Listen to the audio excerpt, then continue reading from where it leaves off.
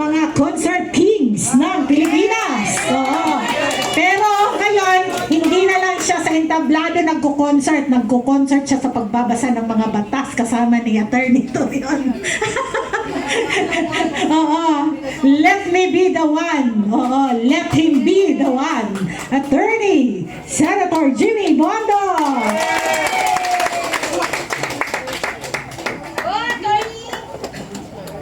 Maraming salamat po, Ka-Astra. Pasensya na po kayo at ako'y hindi naman aware na ako'y magsasalita ngayon. Pero mas gusto ko yun. Mas gusto ko po kuminsan nagsasalita ng hindi handa para puso sa puso po tayo nag-uusap. So wag po kayo mag-alala, mabilis lang to, siguro mga 3 hours lang ako magsasalita. Ako po, at kasama po ng aking co-accused na si Atty. Bobby Torion, ay nandito para makiisa po sa 44th anniversary natin. Sa una pong tingin, yung number 44, no, parang hindi maganda mga nakakabit na alaala dyan. Ano naisip nyo sa 44? Oh, di syempre, lahat naman po tayo na unang naaalala sa number 44 ay yung January 15, 2015. January 25 yata yan. Na massacre ng ating mga kapulisan, no? So, hindi maganda. May mga Chinese ba dito? Or may alam sa Chinese na belief, yung 44, pangit din. Death yan, double dead yan eh.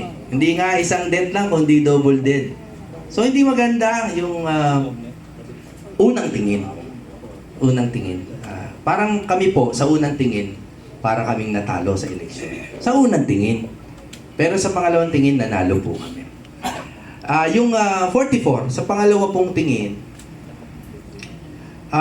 una, simulan natin sa biblical significance, kung inyong mamarapatin. Si Jesus po is the fulfillment of the promise of Abraham, no? And he was 44th sa generation ni Abraham. Also, yung 44 po, nakikinig po ba kayo? Baka inaantok na kayo sa akin. Kasi, pasensya na, talagang galing lang po sa puso lahat ito. Meron po akong favorite na Bible verse, no, yung Mark 10:44. Sabi, anyone who wants to be first must be a slave to all.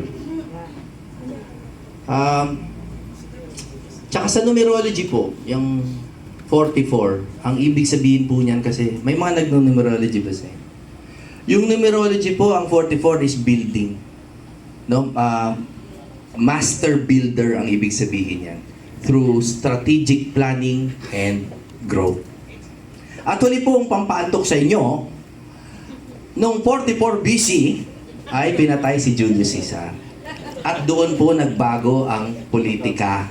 Wala po tayong gustong patayin, ha?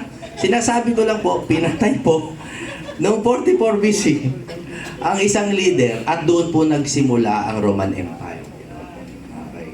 Yan ang mga significance ng number 44. Pero yung mga kahulugan yan, sa totoo po, wala namang bisa yan kung hindi natin lalagyan ng sarili nating kahulugan. Those are just coincidences in my opinion. Ang number 44, ang pinipili kong simbolismo niyan ay growth. Kaya po ang sasabihin ko sa PDP ngayon is very specific.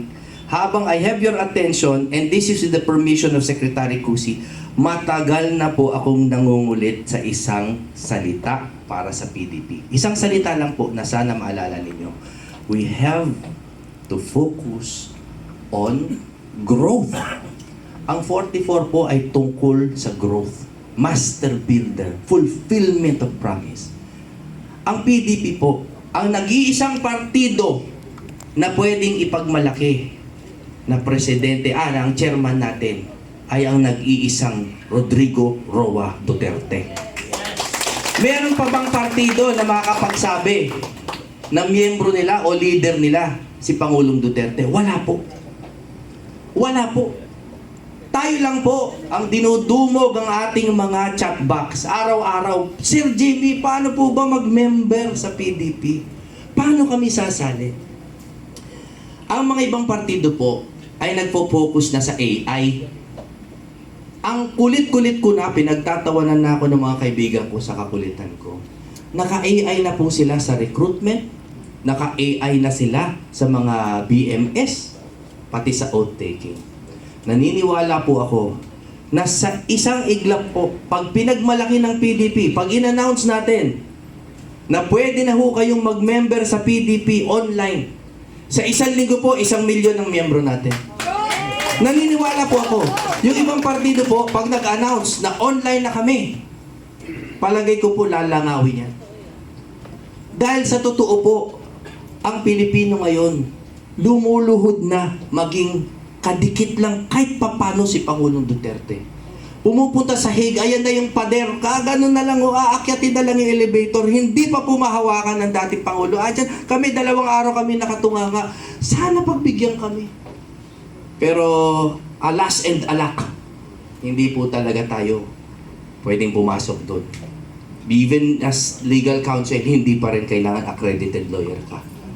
Kaya po ang Pilipino, madikit lang po ng konti sa nakakayak yung sa ginawa ni Duterte para sa bayan, madikit ka lang doon sa majesty and brilliance of that golden history or golden part of our history.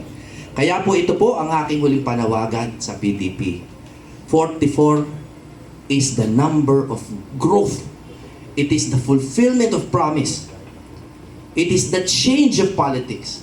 And the only way we can change is not to attract voters by 2028, but to attract voters now. To attract members now. And we have to be progressive. Tayo po, mag-AI na tayo. Gastosan natin kahit tayo dumukot barya-barya, kahit papiso-piso lang po. Pumunta na po tayo sa AI, nagre-recruit. Pag nag-sign up, yung AI ang magbe-verify ng kanyang identity. Totoong tao ba to? Lisensya, address, mobile number, email. Pag alam niya ng totoo, sige mag-BMS ka na, online. Kahit po kami mga abogado, MCLE, Mandatory Continuing Legal Education, online na. Mawala ka sa frame, mamamatay. Pwede naman. Ang tanong ng iba, and again, I warned you, no, this is a very specific speech. Ang tanong ng iba, paano natin magkakaroon ng physical contact? Abay sa oath-taking. Tapos po ng BMS online, tapos ng verification online, tawagin nyo, hindi yung pa dosena. Pag 10,000 na sila, mag-oath-taking tayo sa Pilipinas rin na. At bigla po sa isang buwan, palagay ko po, milyon-milyon ang magiging PDP member na bago.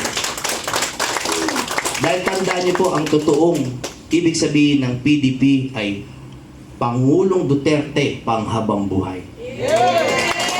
Gagawin ko sana Pangulong Duterte forever, pero medyo mali kasi yung letter P to. Kaya Pangulong Duterte panghabang buhay. Mabuhay ang PDP!